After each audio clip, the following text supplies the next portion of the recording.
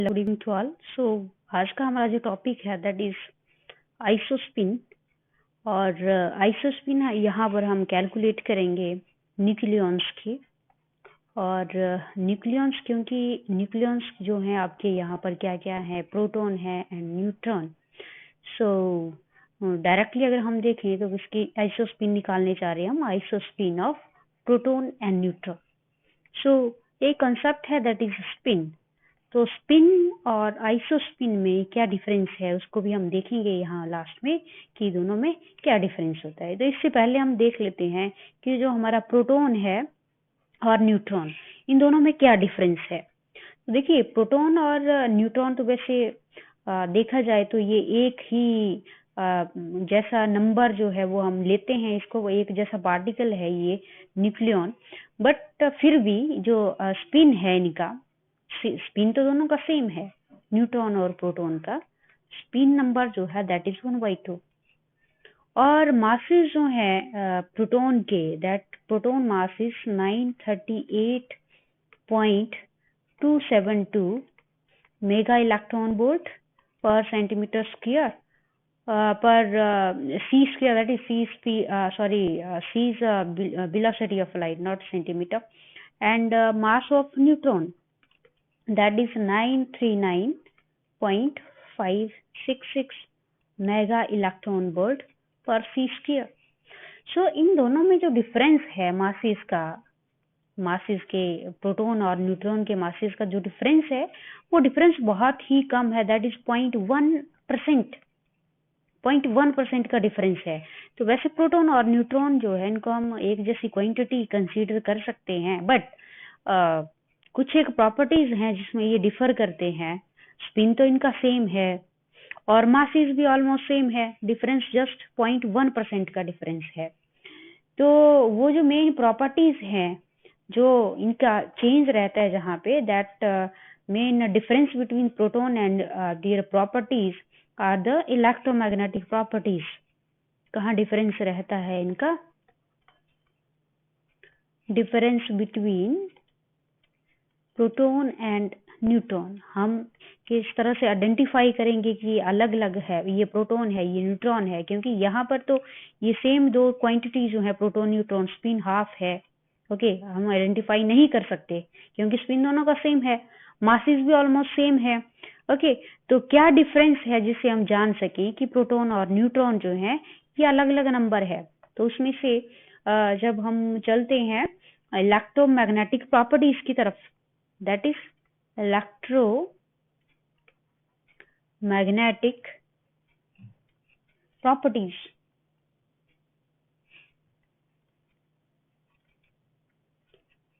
और ये electromagnetic properties कौन कौन सी हैं? जैसे आपका मैग्नेटिक मोमेंट है,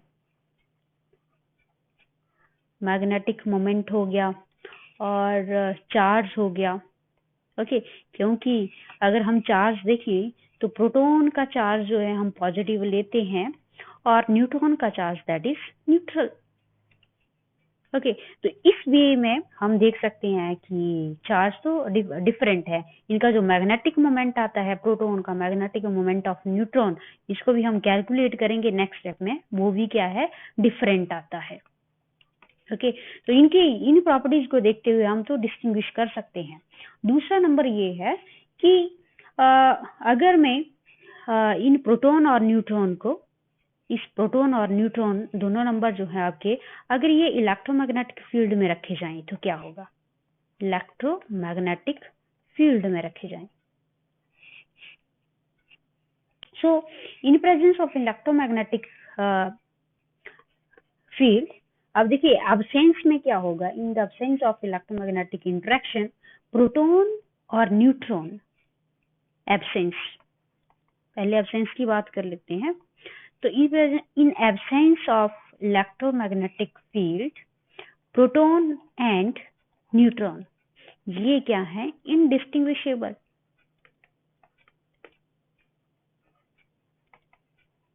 ओके, ये क्या है? indistinguishable मीन्स सेम है ये। ओके, तो एब्सेंस ऑफ इलेक्ट्रोमैग्नेटिक फील्ड में हमें जो है प्रोटॉन और न्यूट्रॉन जो है वो सेम जैसे दिखाई देंगे। क्या होगा जब मैं, क्योंकि ऐसा क्यों है? देखिए सेम कैसे दिखाई देंगे, क्योंकि जो एक एनर्जी फील्ड है, मान लीजिए इलेक्ट्रॉन आपका यहाँ पे बैठा है तो प्रोटॉन भी यहाँ पर होगा, न्यूट्रॉन भी यहाँ पे होगा, सॉरी प्रोटॉन और न्यूट्रॉन, तो इनका जो एनर्जी है विद स्पिन 1/2 वो सेम होगा in absence of magnetic field. तो जब प्रेजेंस कर दिया जाए इन presence of magnetic field, in presence of electromagnetic field, तो इलेक्ट्रोमैग्नेटिक फील्ड की प्रेजेंस में जो आपका प्रोटॉन था और इलेक्ट्रॉन और सॉरी न्यूट्रॉन, वो क्या हो जाएंगे, उनकी जो स्टेट्स हैं वो डीजनरेट हो जाएंगी। ओके, सॉरी डीजनरेट तो यहाँ पर था क्योंकि सेम स्टेट था, तो यहाँ पर ये क्या थे, डीजनरेट थे, यहाँ पे डीजनरेट थे, तो यहाँ पे क्या होगा, डीजनरेसी ब्रेक हो जाएगी। क्या ब्रेक होगी? Break degeneracy.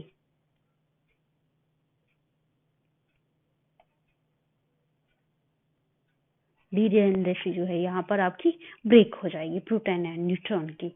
And after breaking of this degeneracy, the particle will absorb in different energies.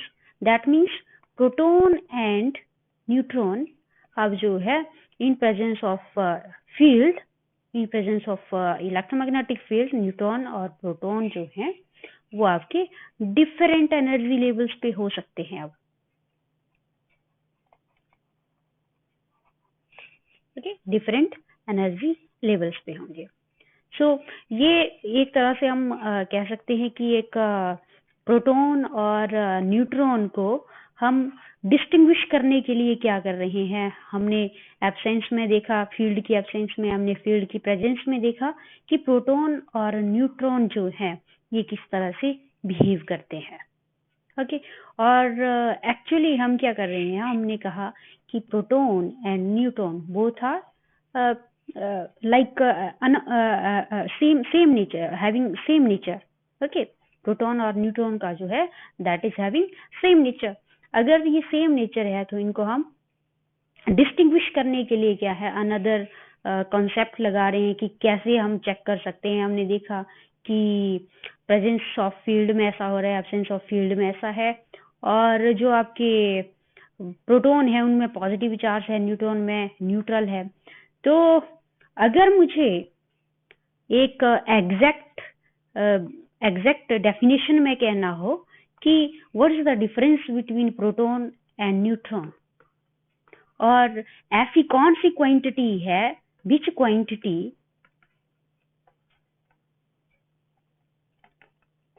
Distinguish them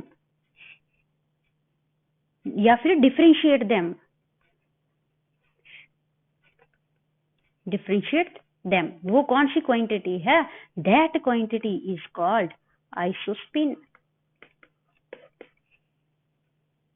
okay, so हमें क्या है, प्रोटॉन और न्यूट्रॉन को डिस्टिंग्विश करने के लिए, क्योंकि ये आइडेंटिकल पार्टिकल्स हैं प्रोटॉन एंड न्यूट्रॉन, तो इनको डिस्टिंग्विश करने के लिए हमें क्या है, एक कॉन्सेप्ट चाहिए, एक क्वांटिटी चाहिए। उस क्वांटिटी को हम क्या कहेंगे, दैट इज आइसोस्पिन। ओके, तो आइसोस्पिन को हम आई से डिनोट कर लेंगे, that is isospin I, isospin. और third component of isospin will be I3, that is called third component of isospin. Fine, तो ये आइसोस्पिन और थर्ड कंपोनेंट ऑफ आइसोस्पिन को हम एग्जैक्टली वैसे देखने की कोशिश करेंगे जिस तरह से आपके, मान लीजिए स्पिन जो है किसी पार्टिकल की, that is proton, late us consider proton. अब प्रोटॉन का जो स्पिन है वो कितना होता है, हाफ। ओके, अब थर्ड कंपोनेंट, या फिर मैं कहूं कि इसका जो प्रोजेक्शन है दैट इज एम एस, वो क्या होगा, +1/2। ओके, और अगर मैं कहूं कि न्यूक्लियॉन्स जो है, न्यूक्लियॉन्स, क्योंकि न्यूक्लियस में क्या है, प्रोटॉन एंड न्यूट्रॉन, तो न्यूक्लियॉन्स का जो प्रोजेक्शन होता है इनका, न्यूक्लियॉन के थर्ड कंपोनेंट का जो प्रोजेक्शन है दैट इज +-1/2। ओके, तो ये थर्ड कंपोनेंट जो है जिसको हम ms से भी रिलेट कर सकते हैं, दिस ms। ओके, +-1/2 प्लस जो है +1/2 ये प्रोटॉन के लिए रहेगा और -1/2 ये न्यूट्रॉन के लिए रहेगा। ओके, ये न्यूट्रॉन स्टेट के लिए रहेगा। तो इस तरह से थर्ड कंपोनेंट जो है आइसोस्पिन का, उसके लिए हम जो है पॉजिटिव और नेगेटिव जो है प्रोटॉन और न्यूट्रॉन के लिए इस तरह से लेते हैं। तो चलिए इसका जो डेफिनेशन है वो यही है कि हम जो आइसोस्पिन है उसको प्रोटॉन और न्यूट्रॉन को अगर हमें आइडेंटिफाई करना है, क्योंकि सेम पार्टिकल हैं, तो उनको डिस्टिंग्विश करने के लिए जो है हम आइसोस्पिन का सहारा लेते हैं। और आइसोस्पिन का एक कॉन्सेप्ट है, एक क्वांटिटी है, जिसकी हेल्प से हम प्रोटॉन और न्यूट्रॉन को डिफरेंट देख सकते हैं। सो टू स्टेट्स ऑफ न्यूक्लियॉन्स कैसे लिखते हैं हम? That is because I is isospin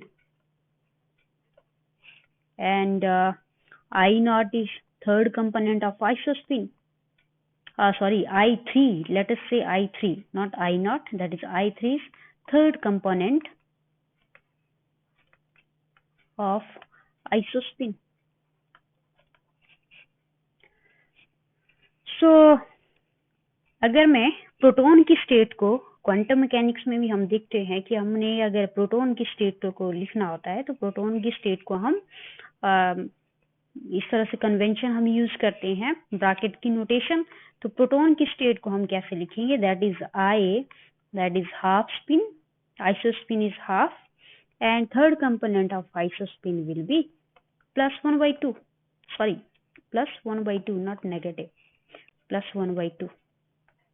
और न्यूट्रॉन की स्टेट जो है, न्यूट्रॉन की स्टेट को हम क्या लिखेंगे? I1/2 एंड थर्ड कंपोनेंट जो है इसका वो क्या आएगा? -1/2। ठीक है जी। तो ये प्रोटॉन और न्यूट्रॉन जो है यहाँ पर जो हमने ये लिखे हुए हैं प्रोटॉन और न्यूट्रॉन, ये क्या है? वेव फंक्शन है। Proton and neutrons, they are proton wave function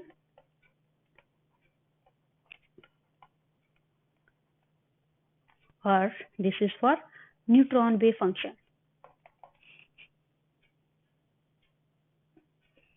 so let us consider, मेरे पास एक सिस्टम है, लेट अस से सोडियम है।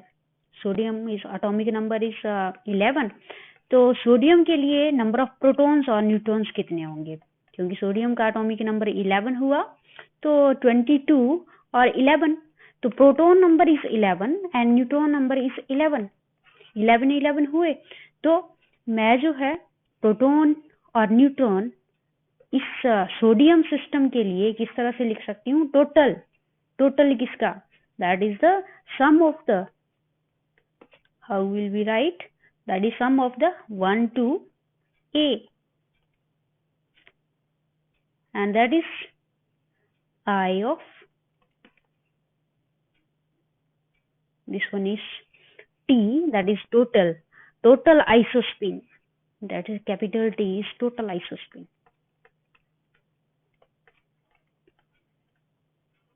Total isospin of nucleons.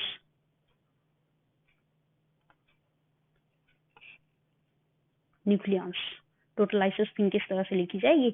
ये आपका जो A नंबर है that is number of nucleons. So इस तरह से हम बहुत सारे एटम्स या फिर इलेक्ट्रॉन्स है जिसमें प्रोटॉन और न्यूट्रॉन का नंबर वेरी कर रहा है, तो उनको हम टोटल कैसे लिखेंगे? उनके एडिशन रूल से लिखा जाएगा इनको। सो फर्दर हम जो है स्पिन और आइसोस्पिन जो है आपके वो बहुत कॉमन जैसे हैं। ओके, सो स्पिन जो है आपका, स्पिन का कॉन्सेप्ट जो है spin, that is related with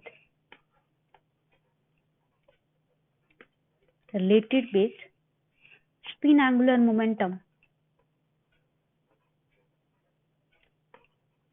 spin angular momentum और आइसोस्पिन जो है, isospin that is related to distinguish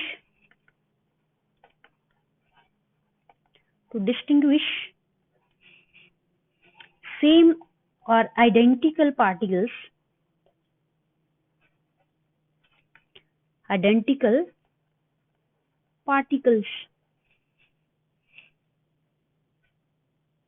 okay, like proton and neutron. So ये दोनों में डिफरेंस है. ओके, स्पिन एंगुलर मोमेंटम एक रोटेशन से रिलेटेड कंसेप्ट है, रोटेशन से. और आइसोस्पिन जो है that is related with two distinguish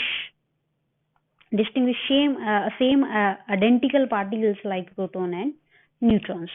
further जो है हम इसका, अगर आपके पास जो पार्टिकल है उनको हम मैट्रिसेस की फॉर्म में लिखना चाहें, जो आपका प्रोटॉन और न्यूट्रॉन नंबर है, तो क्योंकि जिस तरह से आप क्वांटाइजेशन रूल से m that is mz was plus minus 1/2 रहता था, तो यहाँ पर आपका थर्ड कंपोनेंट ऑफ आइसोस्पिन है that is plus minus 1/2 isospin का. तो इनको हम इस तरह से रिलेट कर रहे हैं. और हम जो है प्रोटॉन और न्यूट्रॉन की स्टेट को मैट्रिक्स की फॉर्म में लिखने की कोशिश करते हैं, तो हम यहाँ पर भी इनको मैट्रिक्स की फॉर्म में लिख सकते हैं. कैसे? क्योंकि एक पार्टिकल जो है, एक का स्पिन जो है 1/2 है, क्योंकि प्रोटॉन और न्यूट्रॉन, यहाँ पे प्रोटॉन और न्यूट्रॉन इन दोनों का स्पिन जो है 1/2 है. और साथ में जो इनका थर्ड कंपोनेंट है दैट इज प्लस माइनस 1/2. तो चलिए इसको हम जो है प्रोटॉन की स्टेट को मैं इस तरह से लिख लूं that spin is 1/2 and mz is plus 1/2. Okay, and neutron state is that is s 1/2 and mz is minus of 1/2. So यहाँ पर ये जो स्टेट होगा, अगर मैं इसको ऐड करती हूँ और वन टाइम इसको सब्ट्रैक्ट करूँ, यहाँ पर ये पॉजिटिव होगा, just this will be positive and this will be negative. तो अगर इसको ऐड किया जाए तो ये वैल्यू जो क्या है मुझे क्या देगा, दैट इज 1. ओके, और अगर सब्ट्रैक्ट करें दैट इज 0. तो ये जो है मुझे क्या मिल गया, एक कॉलम मैट्रिक्स मिल गई, column matrix.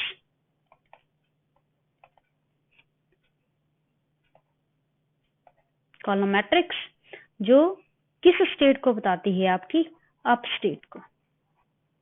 Column matrix up state के लिए, ये क्वांटम स्टेट है आपकी.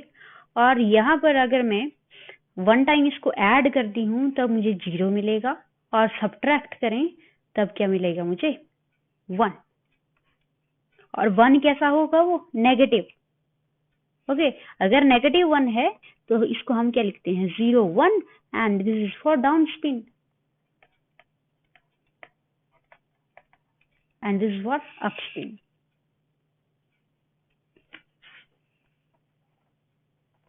सो सिमिलरली यहाँ पर ये जो प्रोटॉन की स्टेट्स लिखी है मैंने, प्रोटॉन और न्यूट्रॉन की, ये किसके लिए है, प्रोटॉन न्यूट्रॉन की isospin states, isospin wave functions, isospin wave functions. So यहाँ पर आप स्पिन की बजाय अगर first component I and I3 से भी डिनोट कर लें तो वो भी सफिशिएंट होगा. नाउ जिस तरह से आपके जो स्पिन वेक्टर हैं, क्योंकि स्पिन को हम S से डिनोट करते थे, और स्पिन वेक्टर से spin that is 1/2 and third component is mz plus minus 1/2.